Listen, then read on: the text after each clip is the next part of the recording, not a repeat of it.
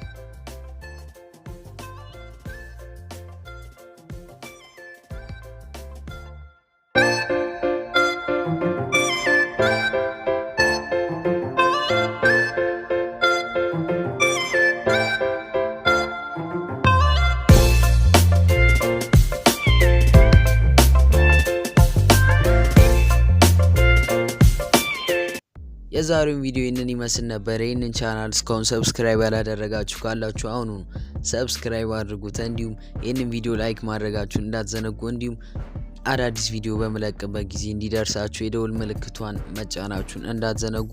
በሌላ በአዲስ በምርጥ ቪዲዮ እስከምንገናኝ ድረስ ይመቻችሁ። ቻው።